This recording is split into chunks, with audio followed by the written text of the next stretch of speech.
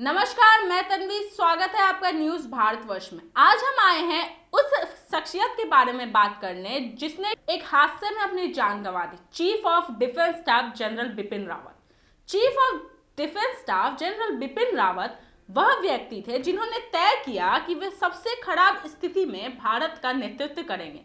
जब सैन्य सुधार और देश की रक्षा की बात आती है तो रावत कुंद, मुखर और सर्वोच्च कोटि की सत्यनिष्ठा के साथ राजनेताओं या तीनों सेना प्रमुखों से अपने मन की बात कहने से संकोच थे। वह एक सेनानी और मूल रूप से एक राष्ट्रवादी थे। बुधवार की दुर्घटना में उनकी जान चली गई। रावत का पहली बार हेलीकॉप्टर दुर्घटना से सामना नहीं हुआ था। बता दें हम आपको, तो इससे पहले 3 फरवरी 2015 को जब वह कोर कमांडर थे तब उन्होंने मौत को धोखा दे दिया था। उनका चीता हेलीकॉप्टर दीमापुर में दुर्घटनाग्रस्त हो गया था। वहीं कश्मीर में उरी सेक्टर में नियंत्रण रेखा LOC पर पाकिस्तानियों के खिलाफ एक ऑपरेशन के दौरान एक बड़ा पत्थर लगने के बाद उनका टखना टूट गया था। हालांकि उन्होंने कभी भी अपनी चिकित्सा श्रेणी को कम करके विकलांगता भत्ते का दावा नहीं किया। हम आपको बता दें तो सर्जिकल स्ट्राइक्स के बाद पीएम मोदी के नजर में आए थे। वह पौड़ी गढ़वाल के रहने वाले जनरल नरेंद्र मोदी सरकारों के ध्यान में तब आए जब उन्होंने दीमापुर कोर कमांडर के रूप में जून 2015 में विशेष बलों द्वारा भारत म्यांमार सीमा की ओर पर NMCN के विद्रोह के खिलाफ सर्जिकल स्ट्राइक निगरानी की। इससे पहले उन्होंने पाकिस्तानियों के खिलाफ उरी सेक्टर में 19 डिवीजन कमांडर के रूप में असाधारण प्रदर्शन किया था। हम आपको बता दें तो जनरल रावत जून 2017 में सिक्किम भूटान तिब्बत ट्राइन जंक्शन पर डोकलामा पठार पर चीनी PLA का मुकाबला करने के बाद एक सैन्य कमांडर के रूप में उभरे थे। सभी बाधाओं के बावजूद रावत ने PLA को प्रधानमंत्री मोदी और राष्ट्रीय सुरक्षा सलाहकार अजीत डोभाल के पूर्ण समर्थन के साथ झांफेरी झील तक सड़क बनाने से रोक दिया था। इस सड़क के बनने से सिलीगुड़ी कॉरिडोर में भारत असुरक्षित हो जाता। इतिहास भारतीय सेना के हठ और संकल्प को याद रखेगा। उन्हें मिठाई काफी पसंद थी।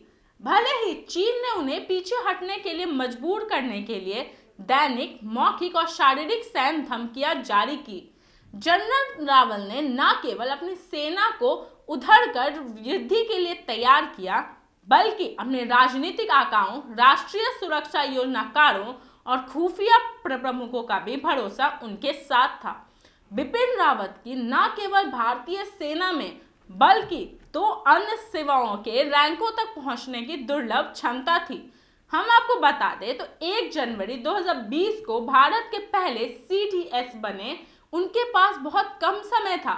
उसके बाद सैन्य धूमधाम, दिखावे और राजधर्म के लिए बहुत कम समय था और वह अपने सैनिकों में सबसे खुश थे।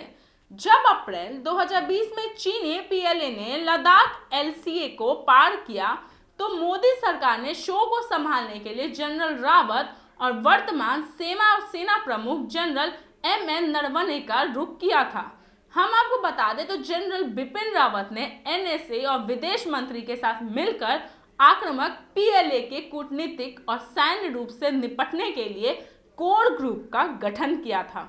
राष्ट्रीय सुरक्षा योजनाकारों को स्पष्ट रूप से याद है कि जनरल रावत 29 से 31 अगस्त 2020 को जब अपनी योजना बता रहे थे, इस दौरान उन्हें पोंगित तोस और कैलाश पर्वतमाला के दक्षिणी तट पर प्रत्येक पहाड़ी विशेषता और ट्रैक के बारे में पता था।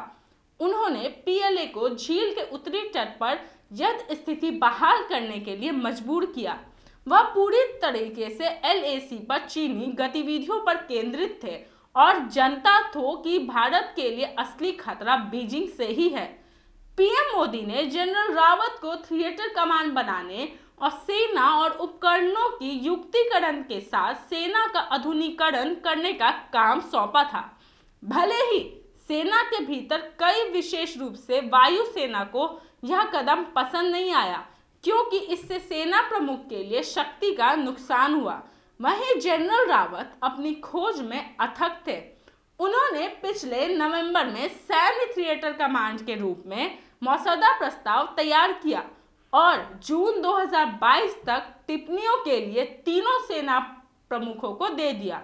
जनरल रावत कहते थे कि यह एक जनादेश है जो पीएम मोदी ने उन्हें दिया था और वह इसे पूरा करके ही मानेंगे। जनरल रावत अब नहीं रहे और यह प्रधानमंत्री नरेंद्र मोदी को यह सुनिश्चित करना है कि संयुक्त कौशल पर पहले से किए गए सभी काम उस समय की सैन्य नागरिक नौकरशाही द्वारा बंद नहीं किए गए हों।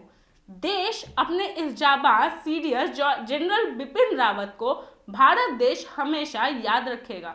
हम आपसे फिर मिलेंगे ऐसी और खबरों के साथ। तब तक के लिए आप बने रहें न्यूज़ भारतवर्ष के साथ। मैं तन्वी, पटना।